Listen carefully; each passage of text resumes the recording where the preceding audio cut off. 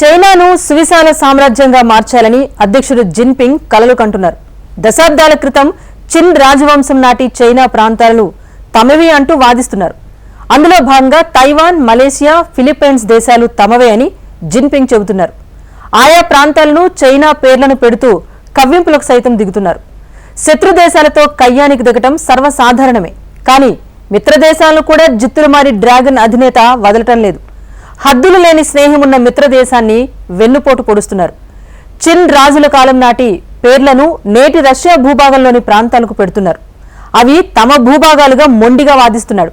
ఇంతకు రష్యాలోని ఏ ప్రాంతాలను తమవని చైనా వాదిస్తోంది? ఎందుకు జిన్పింగ్ మిత్రదేశం భూభాగాలను సొంతం చేసుకోవాలని ప్లాన్ వేశాడు? What the story? శత్రువైనా మిత్రువైనా చైనాకు ఒక్కటేనా? రష్యా భూభాగాలపై డ్రాగన్ కంట్రీ కన్నేసిందా? పొరుగు భూభాగాలను చైనా ఎందుకు ఆక్రమిస్తోంది? చైనా దురాక్రమణకు మారుపేరుగా నిలుస్తోంది. పొరుగు దేశాల భూములు, జలాలపై కన్నేస్తోంది. విస్తరణవాదంతో బీజింగ్ బరితెగిస్తోంది. శత్రుదేశాలను పక్కన పెడితే మిత్రదేశాలను కూడా డ్రాగన్ కంట్రీ వదలడం లేదు.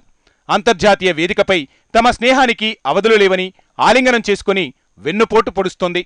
అత్యంత విశ్వసనీయ మిత్రదేశం రష్యాకు చెందిన భూములను అక్రమంగా ఆక్రమించుకుంటోంది. ఆశ్చర్యం కలుగుతోంది కదూ? కానీ ఇది నిజం. రష్యా, చైనా దేశాలు అత్యంత సన్నిహితమైన మిత్రదేశాలు. కానీ తెరవెనక మాత్రం చైనా తన కుట్ర రాజకీయాలు, దురుద్దేశాలను మిత్రదేశంపైన ప్రదర్శిస్తోంది. నిశ్శబ్దంగా రష్యన్ భూభాగాన్ని సొంతం చేసుకునేందుకు ప్రణాళికలు రచిస్తోంది. రష్యాకు అత్యంత దూరంలోని తూర్పు ప్రాంతంపై చైనా కన్నేసింది. రష్యా సరిహద్దు ప్రాంతంలోని ప్రిమోర్స్కీ క్రైను సొంతం చేసుకునేందుకు బీజింగ్ పావులు కదుపుతోంది. నిజానికి ప్రిమోర్స్కీ క్రై ప్రాంతంలో చైనాతో రష్యా సరిహద్దును పంచుకుంటోంది. ఈ ప్రాంతం ఉత్తర కొరియాకు ఈశాన్యంలో ఉంటుంది. ఇక్కడ వ్లాదివోస్టోక్ అనే పోర్టు నగరం కూడా ఉంది. ఇప్పుడు ఈ ప్రాంతంపై చైనా ఎక్కువగా ఆసక్తి చూపుతోంది. ఈ ప్రాంతంలో చైనీస్ రైతుల చర్యలు పెరుగుతున్నాయి.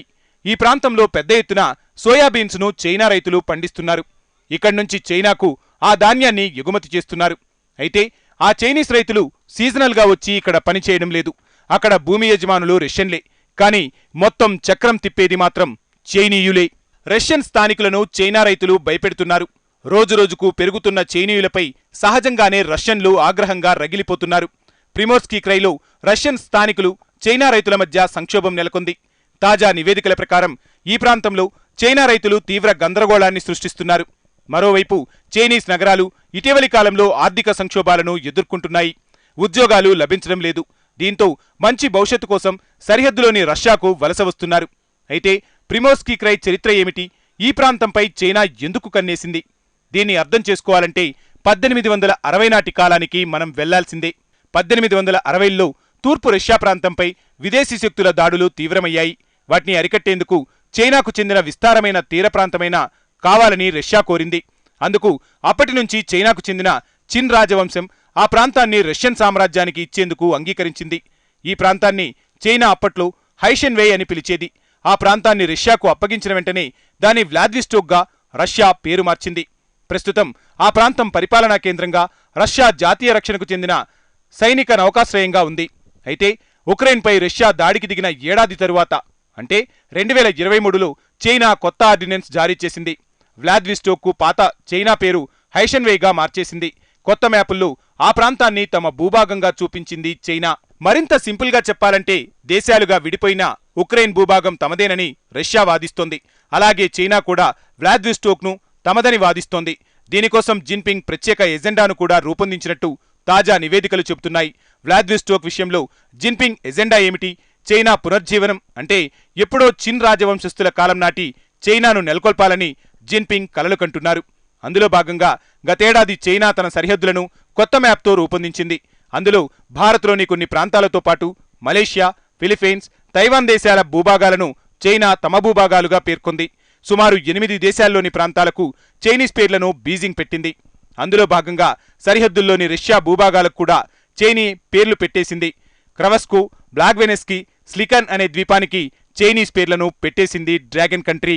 ఇప్పటికే స్వయంపాలిత తైవాన్ను స్వాధీనం చేసుకోవడానికి వ్యూహాలను రచిస్తోంది. దక్షిణ చైనా సముద్రమంతా తమదేనని ఇటీవల బీజింగ్ ప్రకటించింది. చారిత్రకంగా తమకే వాటిపై హక్కులు ఉన్నాయంటూ వాదిస్తోంది. ఫిలిప్పైన్స్తో పాటు హిమాలయాల్లో దూకుడును ప్రదర్శిస్తోంది.